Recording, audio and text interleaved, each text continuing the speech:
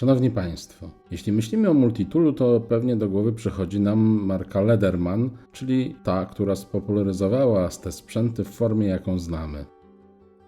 Jeśli myślimy o konkurencji dla Leathermana, do głowy może przyjść nam m.in. Gerber, czyli marka należąca do grupy Fiskars. Te multitoole znane są ze specyficznego mechanizmu otwierania szczęk kombinerek. Ja w tym filmie opowiem jednak o multitoolu tej marki, który otwierany jest klasycznie, a zatem posiada mechanizm motylkowy. Jednak jego wyróżnikiem jest niewielki rozmiar, który sprawia, że możemy go nosić jako brelok do kluczy.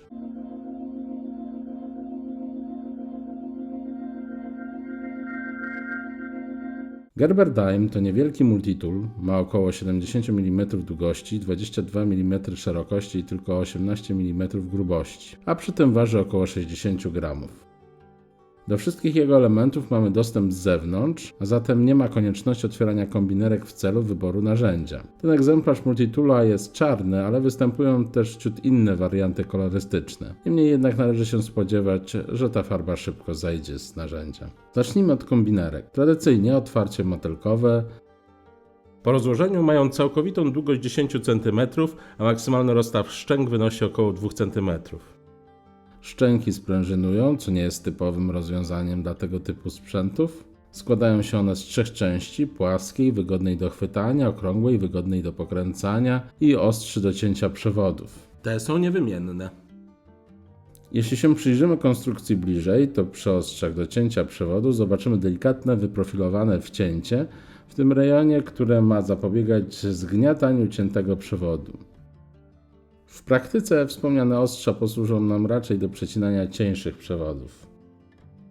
Płaska część szczęk ma długość 10 mm, zaokrąglona około 9 mm, natomiast długość ostrzy, które są niewymienne, wynosi około 5 mm.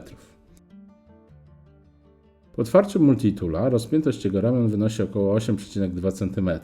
Odległość od końca szczęk do osi wynosi 3 cm, a od końca rękojeści do osi około 7 cm.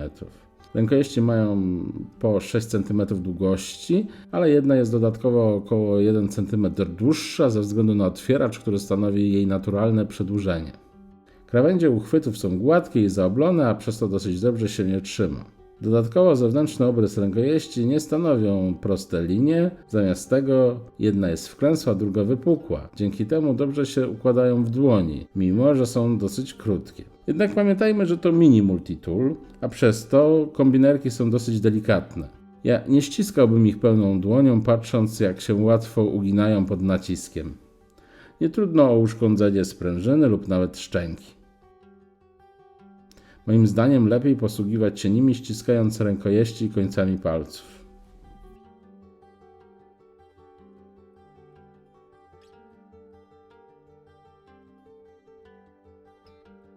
Multitool dobrze się zamyka. Po złożeniu rękojeści sprężyna ściąga je do siebie. Na jednej rękojeści mamy 2 noże, na drugiej pilnik, śrubokręt, nożyczki. Wszystkie elementy dobrze się trzymają, nie mają luzu, nie otwierają się samoistnie, nawet częściowo. Przy zamykaniu dociągane są przez sprężyny. Na każdym elemencie mamy nacięcie na paznokieć ułatwiające otwieranie i w żadnym przypadku jego użycie nie powinno spowodować złamania paznokcia. Zacznijmy analizę elementów składowych od noża. Ten nie ma blokady po otwarciu, jedynie stawia ciut większy opór przy zamykaniu. Jest ono za to dosyć cienkie, a przez to elastyczne. Jak w przypadku całego sprzętu składającego się na tego multitoola, ma bardzo delikatny luz na mocowaniach. Długość ostrza wynosi około 3,5 cm. Producent dostarcza je, delikatnie mówiąc, niezbyt ostre.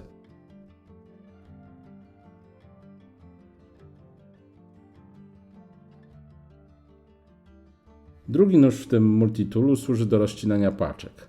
Mam stosunkowo krótkie, jednostronne i przeciwlegle ustawione ostrze i przyznam, że z tego elementu korzystam częściej niż z podstawowego noża.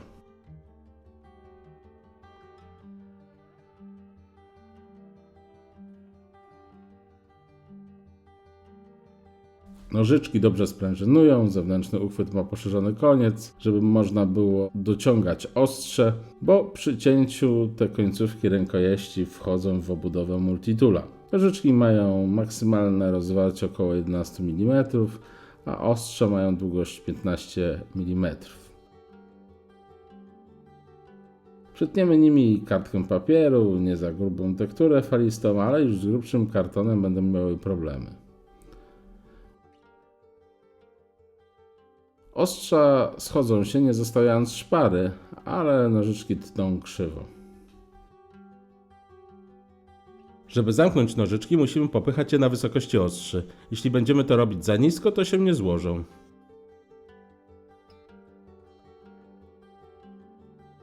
Z jednej strony mamy śrubokręt o szerokości 6 mm, który spłaszcza się ku końcowi. Teoretycznie można go wykorzystać do podważenia pokrywek, ale ja byłbym z tym ostrożnym, bo podejrzewam, że przy dużych siłach możemy nawet uszkodzić multitool. Dla porównania obok mamy pilnik, którego koniec również służy jako końcówka wkrętakowa.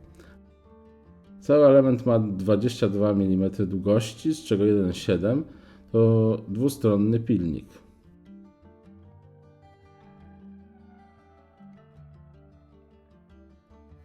Z jednej strony jest on zgrubny, a z drugiej posłuży do precyzyjniejszej obróbki. Niestety w przypadku tej drugiej strony komfort użytkowania jest znacznie ograniczony. Gdy pracujemy tą stroną, mamy ograniczoną swobodę ruchu, z jednej strony przez oczko i kółko, a z drugiej przez otwieracz. Końcówka wkrętakowa jest właściwie płaska i ma szerokość 2 mm.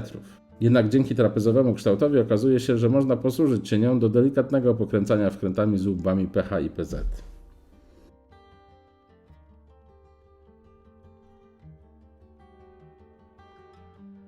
Otwieracz to ciekawy element. Otwarty na stałe nadaje multitoolowi charakterystycznego kształtu.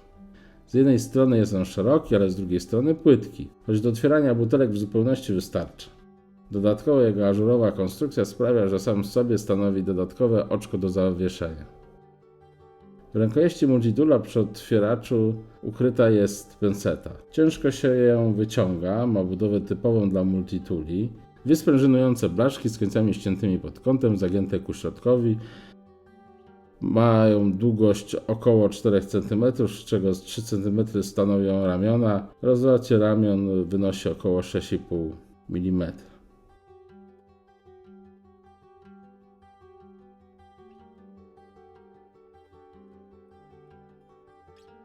No i na koniec można wspomnieć o oczku i kółku, które pozwalają przymocować do nich np. klucze. Podsumowując, Gerber Dime to bardzo fajny brelok. Nie zastąpi dużego multitoola, ale do incydentalnych i nieprzewidzianych zastosowań powinien wystarczyć.